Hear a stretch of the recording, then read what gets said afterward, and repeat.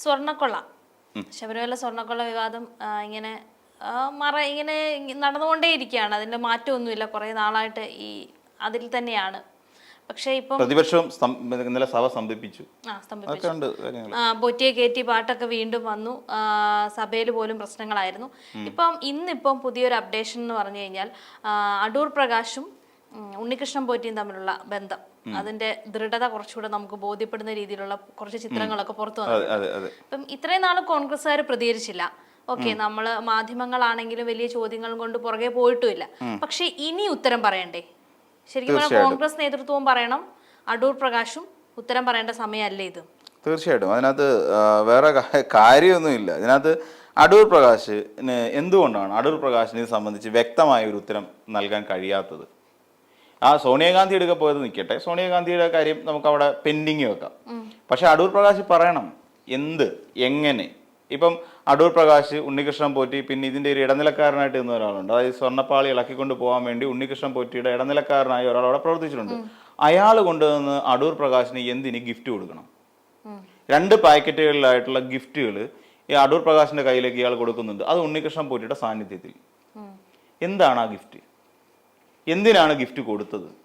അടൂർ പ്രകാശിനെ സംബന്ധിച്ചിടത്തോളം നമ്മൾ പരിശോധിച്ചാൽ ഒരു MP, അതിനപ്പുറത്തേക്ക് അടൂർ പ്രകാശിന് എന്താ പ്രാധാന്യം?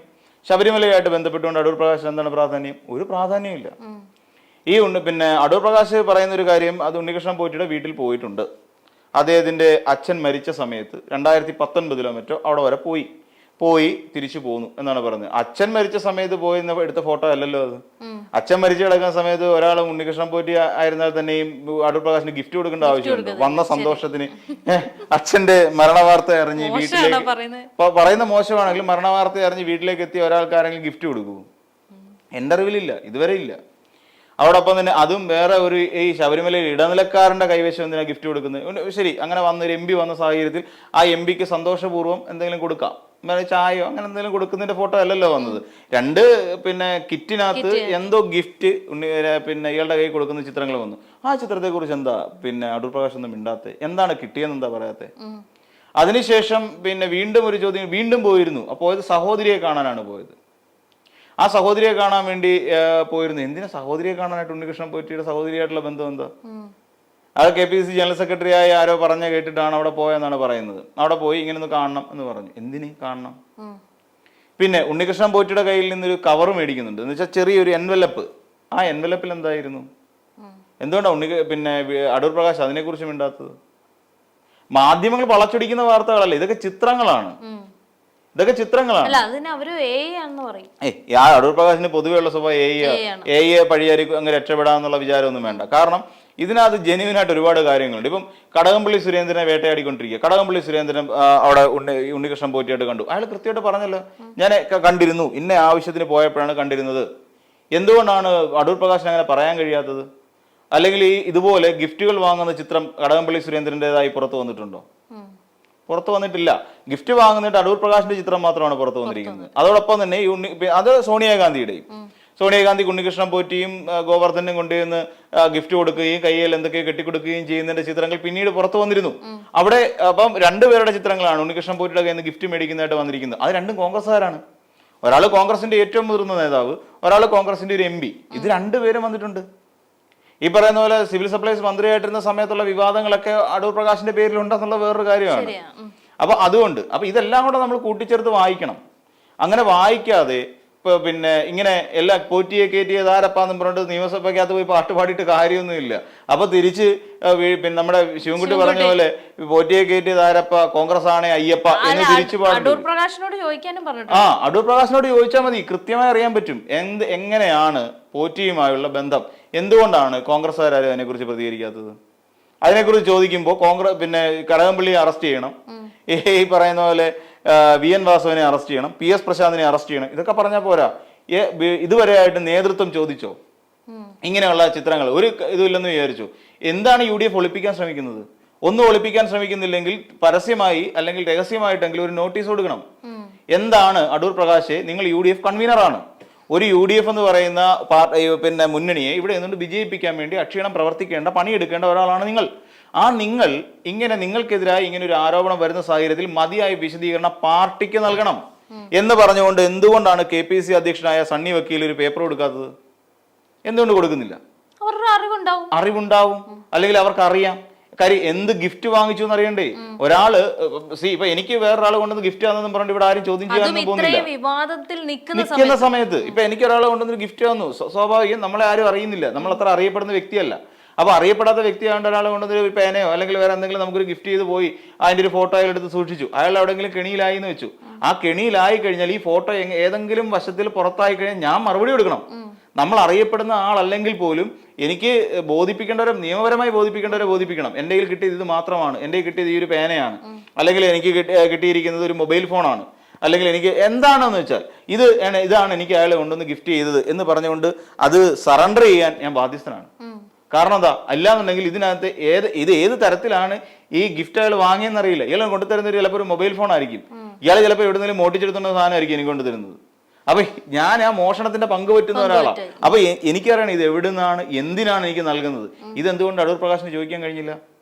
ഇതിനിടയിൽ ശബരിമലയിലേക്ക് പുള്ളിയെ അന്നദാനത്തിന് വേണ്ടി ക്ഷണിച്ചിരുന്നു എന്ന് പറയുന്നത്. അപ്പം ഇവര് തമ്മിലുള്ള ഇത് നമ്മുടെ അറിവിൽ അടൂർ പ്രകാശ് പറഞ്ഞതനുസരിച്ച് ശബരിമലയിൽ ഒരു അന്നദാനത്തിന്റെ പരിപാടി ഉദ്ഘാടനം ചെയ്യാൻ വേണ്ടി എംപിയെ വിളിക്കുന്നു. ഒരു തവണ കണ്ടു. രണ്ടാമത് അവരുടെ അച്ഛന്റെ മരിപ്പുമായി ബന്ധപ്പെട്ടുകൊണ്ട് ആ മരണ വീട്ടിലേക്ക് പോയ സമയത്ത് ഉണ്ണികൃഷ്ണൻ പോറ്റിയെ കണ്ടിരുന്നു. മൂന്നാമത് അവരുടെ സഹോദരിയുടെ വെഞ്ഞാറമൂട്ടിലുള്ള വീട്ടിലേക്ക് പോയ സമയത്ത് കണ്ടിരുന്നു. അപ്പോൾ തന്നെ ഉണ്ണികൃഷ്ണൻ പോറ്റിയുമായി 3 തവണ കൂടിക്കാഴ്ച നടത്തിയിരുന്നു എന്നാണ് മനസ്സിലാക്കാൻ സാധിക്കുന്നത്. 3 തവണ, അടൂർ പ്രകാശിന്റെ ഭാഷയിൽ 3 തവണ കൂടിക്കാഴ്ച നടത്തി. എന്നാൽ ഫോട്ടോകൾ വരുമ്പോൾ, ചിത്രങ്ങൾ വരുമ്പോൾ 3-ൽ കൂടുതലും 4-ൽ കൂടുതലുമായ സന്ദർശനങ്ങളാണ് ഈ അടൂർ പ്രകാശും ഉണ്ണികൃഷ്ണൻ പോറ്റിയും തമ്മിൽ നടത്തിയിട്ടുള്ളത്. അവർ ഒരുമിച്ച് ഒരു വേദിയിൽ ഇരിക്കുന്നതിന്റെ ചിത്രങ്ങൾ പുറത്തു വന്നിട്ടുണ്ട്, ഒരു വേദിയിൽ അദ്ദേഹം പങ്കെടുക്കുന്നതിന്റെ ചിത്രങ്ങൾ പുറത്തു വന്നിട്ടുണ്ട്. അപ്പോൾ വീണ്ടും കൂടിക്കൊണ്ടിരിക്കുകയാണ്, ടൈംസ് കൂടിക്കൊണ്ടിരിക്കുകയാണ് ഇവരുടെ കൂടിക്കാഴ്ചയുടെ. അതോടൊപ്പം ഈ പറയുന്ന ഉണ്ണികൃഷ്ണൻ പോറ്റി ഗിഫ്റ്റ് കൊടുക്കുന്നുണ്ട്. എന്തിനാണ് ആ ഗിഫ്റ്റ് കൊടുക്കുന്നത്? എന്തായിരുന്നു ആ ഗിഫ്റ്റിൽ കവറിനകത്ത് ഉണ്ടായിരുന്നത്? ഇപ്പൊ തുറന്ന് പറയണ്ടേ? ഇനി പണമാണോ? ഒരു എൻവലപ്പ് കൊടുക്കുമ്പോൾ സ്വാഭാവികമായിട്ട് നമ്മൾ ധരിക്കേണ്ടത് എന്താ? നമ്മളൊരു കല്യാണ വീട്ടിൽ പോയി കഴിഞ്ഞാൽ നമ്മളിപ്പോൾ കൂടുതൽ എൻവലപ്പുകളാണ് കൊടുക്കുന്നത്. ഒരു കവറിനകത്ത് നമുക്ക് കൊടുക്കേണ്ട തുക ഇട്ടിട്ട് ഗിഫ്റ്റ് മേടിക്കാൻ പറ്റിയില്ലെങ്കിൽ നമ്മൾ അങ്ങനെ ചെയ്യുന്നത്, അങ്ങനെ കൊടുക്കാറുണ്ട്. അപ്പൊ എന്തായിരുന്നു ആ എൻവലപ്പിൽ? പണമായിരുന്നോ? പണമാണെങ്കിൽ അത് എന്തിനാണ് ഉണ്ണികൃഷ്ണൻ പോറ്റി അടൂർ പ്രകാശിന് പണം കൊടുക്കുന്നത്? ഇപ്പൊ നമ്മൾ മനസ്സിലാക്കേണ്ട ഒരു കാര്യം, വളരെ കൃത്യമായി ഒരു വലിയ ഒരു കുശാഗ്ര ബുദ്ധിയോടുകൂടി തന്നെയാണ് ഉണ്ണികൃഷ്ണൻ പോറ്റി ശബരിമലയിൽ കയറിക്കൂടിയത്. ആ ശബരിമലയിൽ കയറിക്കൂടിയ ഉണ്ണികൃഷ്ണൻ പോറ്റി വളരെ എന്താ പറയാ, കൃത്യതയോടുകൂടി പ്ലാൻ ചെയ്തിട്ട് ഓരോ കാര്യങ്ങളും വെടിപ്പായിട്ട് നടപ്പിലാക്കി. അങ്ങനെ തന്നെ പറയേണ്ടി വരും, വെടിപ്പായിട്ട്. കാരണം അതാണ്, ഇടനിലക്കാരായിട്ട് നിൽക്കുന്നു. 25 ലക്ഷം രൂപ മേടിച്ചു കഴിഞ്ഞാൽ 5 ലക്ഷം രൂപ ദേവസ്വം ബോർഡിൽ അടയ്ക്കുന്നു, ബാക്കിയുള്ള പിന്നെ 20 ലക്ഷം രൂപ സ്വന്തം പോക്കറ്റിലേക്ക് ഇടുന്നു. ഇതായിരുന്നു ഉണ്ണികൃഷ്ണൻ പോറ്റി. തന്ത്രിക്ക് പങ്കുണ്ട്, തന്ത്രി ഇതിനകത്ത് എല്ലാം ഉണ്ട്. തന്ത്രിയുടെ പങ്ക് നമുക്ക് തള്ളിക്കളയാൻ പറ്റത്തില്ല. തന്ത്രിയും അറിഞ്ഞു വെച്ചുകൊണ്ട് ഈ തോന്നിവാസങ്ങളെല്ലാം ശബരിമലയിൽ നടത്താൻ ഉണ്ണികൃഷ്ണൻ പോറ്റിക്ക് അവസരം കിട്ടി. അങ്ങനെ നുഴഞ്ഞു കയറി ഈ പറയുന്ന തന്ത്രി എന്തിനാണ് അയാളെ അവിടെ നിന്ന് ബാംഗ്ലൂർ കടന്ന ഉണ്ണികൃഷ്ണൻ പോറ്റി എന്തിനാണ് ഇവിടെ കൊണ്ടുവരുന്നത്? എന്തിനാണ് ഇവിടെ ശബരിമലയെ കൊണ്ട് കയറ്റി? എന്തിനാ? അപ്പൊ തന്ത്രിക്ക് ഇവനെ കൊണ്ട്, ഉണ്ണികൃഷ്ണൻ പോറ്റിയെ കൊണ്ട് പ്രയോജനമുണ്ട് എന്ന് കരുതിയിട്ട് തന്നെയാണ് തന്ത്രി കൊണ്ടുവരുന്നത്. ആവശ്യങ്ങളുണ്ട്. കാര്യം ശബരിമല എന്ന് പറഞ്ഞൊരു വിളനിലവാ, വിളഞ്ഞു കിടക്കുന്ന പാടമാണ് ശബരിമല. കൊയ്തെടുക്കാൻ ഇഷ്ടം പോലെയുണ്ട്. അപ്പൊ അതിന് കൂട്ടാളിയെ ഒരാൾ വേണം, വേറെ ആരെയും കൊണ്ടുവരാൻ പറ്റില്ല. അതിനാണ് ഉണ്ണികൃഷ്ണൻ പോറ്റിയെ കൊണ്ടുവരുന്നത്.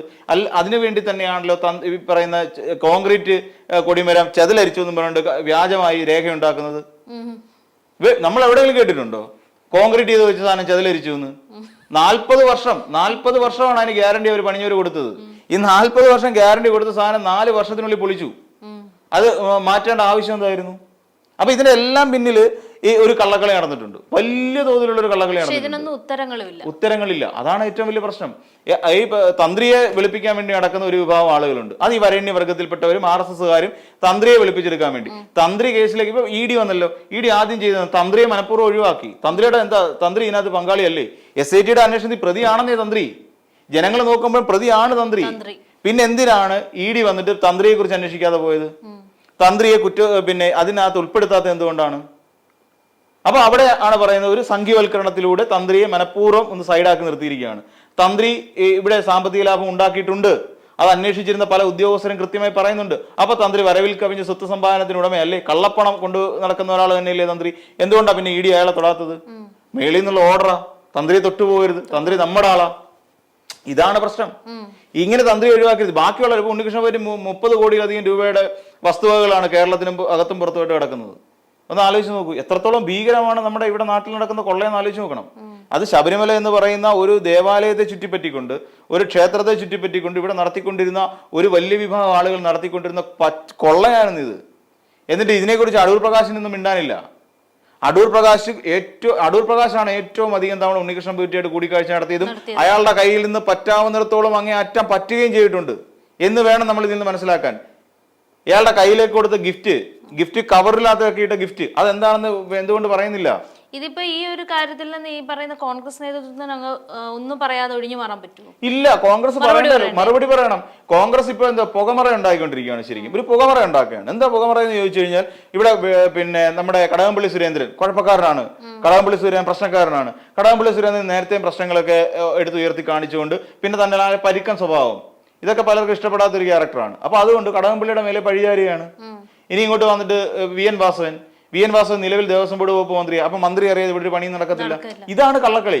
ഇങ്ങനെ ഒരു പുക ഇങ്ങനെ സൃഷ്ടിച്ചുകൊണ്ടിരിക്കുക, ഒരു പുകമറ ഉണ്ടാക്കി ജനങ്ങളുടെ ഇടയിലേക്ക് ഇട്ടുകൊടുത്തിരിക്കുക. അപ്പൊ ജനങ്ങൾ ചിന്തിക്കുമ്പോൾ എന്താണ്, വാസവൻ പ്രശ്നക്കാരാണ്, കടകംപള്ളി സുരേന്ദ്രൻ ഇവരെല്ലാം കൂടെ ചേർന്ന് നടത്തിയ ഒരു ഒത്തുകളിയുടെ ഭാഗമാണെന്ന്. പക്ഷെ ഇത്തരം കാര്യങ്ങൾ എന്തുകൊണ്ട് ഇതൊന്നും ചർച്ച ചെയ്യപ്പെടുന്നില്ല? ഈ ശരിക്കും പറഞ്ഞ കോൺഗ്രസ് ഇനിയും ഒന്ന് ഈ പിന്നെ സ്വർണ്ണക്കൊള്ള എന്ന് പറയുന്ന ഈ പ്രശ്നത്തിൽ നിന്നും കോൺഗ്രസിന് മുക്തമാകണമെങ്കിൽ തീർച്ചയായിട്ടും അടൂർ പ്രകാശിന്റെ അടുക്കെ കൃത്യമായി ചോദ്യങ്ങൾ ചോദിച്ചിരിക്കണം. ചോദിച്ചിട്ട് എന്താണ് നിങ്ങൾ അന്ന് വാങ്ങിയത്, എത്ര വിലപിടിപ്പുള്ളതാണ്, അതിന്റെ നമുക്ക് സാധനം എന്തിനായിരുന്നു വാങ്ങിയത്, പണമായിട്ട് വാങ്ങിയിട്ടുണ്ടോ, ഇതെല്ലാം എന്തായിരുന്നു ആ പേപ്പറിനകത്ത്. ഒരു ഗിഫ്റ്റ് കൊടുക്കണമെങ്കിൽ എന്തെങ്കിലുമൊക്കെ ചെയ്തു കൊടുത്തിട്ടാവാമല്ലോ. പിന്നല്ല ഞാൻ വേറെ വെറുതെ വഴിയെ കൂടെ പോകുന്ന ഒരാൾ ഗിഫ്റ്റ് കൊണ്ട് കൊടുക്കത്തില്ല. നമ്മൾ ആരെങ്കിലും അങ്ങനെ ചെയ്യൂ? ഇല്ല. നമുക്ക് ഒരാളിൽ നിന്നും ഒരു വലിയ കാര്യം നമുക്ക് സാധിച്ചെടുക്കാൻ പറ്റിയാൽ നമ്മൾ നമുക്ക് കിട്ടിയ ലാഭത്തിന്റെ ഒരു വിഹിതം കൊണ്ട് കൊടുക്കുന്നു. ഇതാണ് ശരിക്കും സംഭവിക്കുന്നത്.